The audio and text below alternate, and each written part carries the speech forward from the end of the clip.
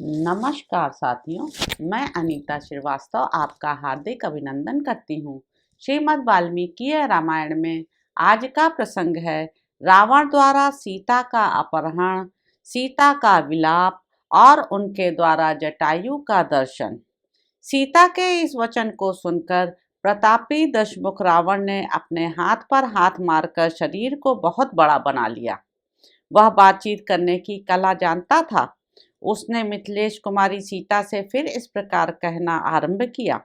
मेरी समझ में तुम पागल हो गई हो, इसलिए तुमने मेरे बल और पराक्रम की बातें अनसुनी कर दी हैं।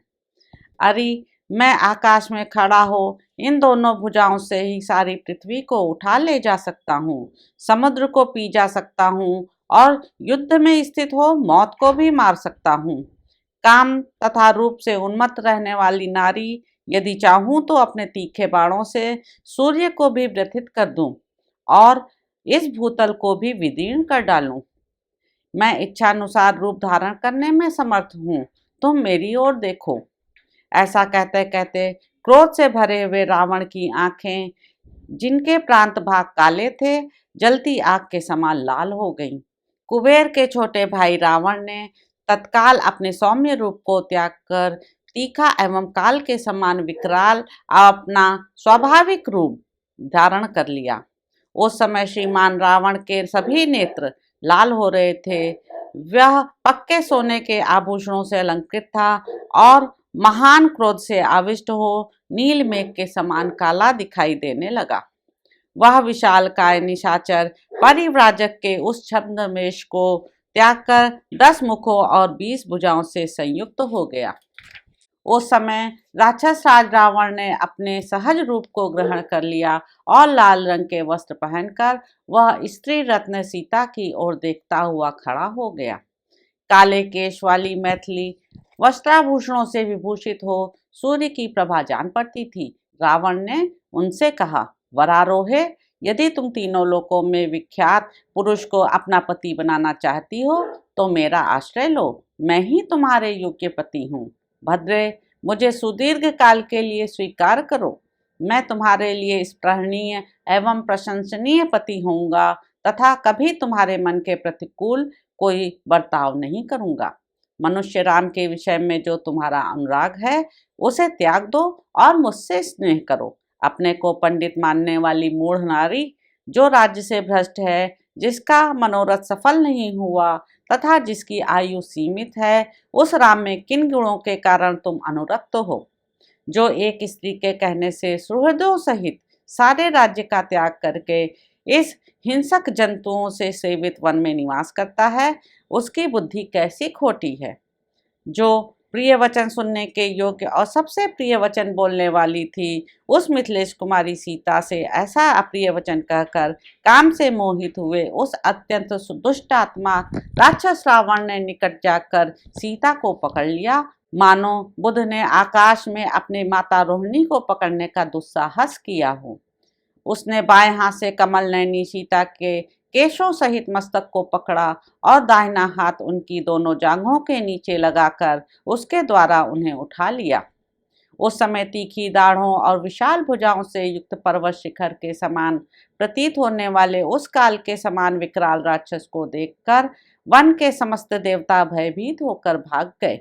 इतने में ही गधों से जुता हुआ और गधों के समान ही शब्द करने वाला रावण का वह विशाल सुवर्णमय माया निर्मित दिव्य रथ वहां दिखाई दिया। रथ के प्रकट होते ही जोर जोर से गर्जना करने वाले रावण ने कठोर वचनों द्वारा विदेह नंदिनी सीता को डांटा और पूर्वोक्त रूप से गोद में उठाकर तत्काल रथ पर बिठा दिया। रावण के द्वारा पकड़ी जाने पर यशस्विनी सीता दुख से व्याकुल हो गई और वन में दूर गए हुए श्री रामचंद्र जी को हे राम कहकर जोर जोर से पुकारने लगी।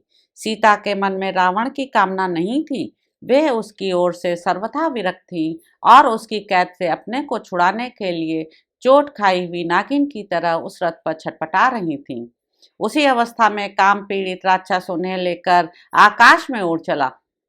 राक्षस राज जब सीता को हर कर आकाश मार्ग से जाने लगा, उस समय उनका चित्त भ्रमित हो उठा। वे पगली सी हो गईं और दुख से आतुर सी होकर जोर जोर से विलाप करने लगीं। हाँ महाबाहो लक्ष्मण, तुम गुरुजनों के मन को प्रसन्न करने वाले हो। इस समय इच्छानुसार रूप धारण करने वाला राक्षस मुझे हर कर लिए जाता है, किंतु तुम्हें इसका पता नहीं है। हाँ रघुनंदन, आपने धर्म के लिए प्राणों का मोह, शरीर का सुख तथा राज्य वैभव सब कुछ छोड़ दिया है। यह राक्षस मुझे अधर्म पूर्वक हर लिए जा रहा है, परंतु आप नहीं देखते हैं। शत्रुओं को संताप देने वाले आर्यपुत्र, आप तो कुमार्ग पर चलने वाले उदंड पुरुषों को दंड देकर उन्हें राह पर लाने वाले हैं। फिर ऐसे पापी रावण को क्यों नहीं दंड देते हैं? उदंड पुरुष के उदंडतापूर्ण कर्म का फल तत्काल मिलता नहीं दिखाई देता है, क्योंकि इसमें काल भी सहकारी कारण होता है। जैसे कि खेती के पकने के लिए तदनुकूल समय की अपेक्षा होती है। रावण, तेरे सिर पर काल नाच रहा है, उसी ने तेरी विचार शक्ति नष्ट कर दी है, इसलिए तूने ऐसा पाप कर्म किया है। तुझे श्री राम से वह भयंकर संकट प्राप्त हो जो तेरे प्राणों का अंत कर डाले। हाय, इस समय कैकेयी अपने बंधु बांधवों सहित सफल मनोरथ हो गई, क्योंकि धर्म की अभिलाषा रखने वाले यशस्वी श्री राम की धर्मपत्नी होकर भी मैं एक राक्षस द्वारा हरी जा रही हूँ। मैं जन स्थान में खिले हुए कनेर वृक्षों से प्रार्थना करती हूँ, तुम लोग शीघ्र ही श्री राम से कहना कि सीता को रावण हर ले जा रहा है। हंसों और सारसों के कलरवों से मुखरित हुई गोदावरी नदी को मैं प्रणाम करती हूँ। माँ, तुम श्री राम से शीघ्र ही कह देना, सीता को रावण हर लिए जा रहा है। इस वन में विभिन्न वृक्षों पर निवास करने वाले जो देवता हैं, उन सबको मैं नमस्कार करती हूँ। आप सब लोग शीघ्र ही मेरी स्वामी को सूचना दे दें कि आपकी स्त्री को राक्षस हर ले गया। यहाँ पशु पक्षी आदि जो कोई भी नाना प्रकार के प्राणी रहते हों, उन सब की मैं शरण लेती हूँ। वे मेरे स्वामी रामचंद्र जी से कहें कि जो आपको प्राणों से भी बढ़कर प्रिय थी, वह सीता हरी गई। आपकी सीता को असहाय अवस्था में रावण हर ले गया। महाबाहो श्री राम बड़े बलवान हैं, वे मुझे परलोक में भी गई हुई जान लें तो यमराज के द्वारा अपहृत होने पर भी मुझको पराक्रम पूर्वक वहां से लौटा सकेंगे। उस समय अत्यंत दुखी हो करुणाजनक बातें कहकर विलाप करती हुई विशाल लोचना सीता ने एक वृक्ष पर बैठे हुए गृधराज जटायु को देखा। रावण के वश में पड़ जाने के कारण सुंदरी सीता अत्यंत भयभीत हो उठी थी। जटायु को देखकर वे दुख भरी वाणी में करुण क्रंदन करने लगी। आर्य जटायु, देखिए, यह पापाचारी राक्षस अनाथ की भांति मुझे निर्दयता पूर्वक हर कर लिए जा रहा है, परंतु आप इस क्रूर निशाचर को रोक नहीं सकते, क्योंकि यह बलवान है। अनेक युद्धों में विजय पाने के कारण इसका दुस्साहस बढ़ा हुआ है। इसके हाथों में हथियार है और इसके मन में दुष्टता भी भरी हुई है। आर्य जटायु, जिस प्रकार मेरा अपहरण हुआ है, यह सब समाचार आप श्री राम और लक्ष्मण से ज्यों का त्यों पूर्ण रूप से बता दीजिएगा।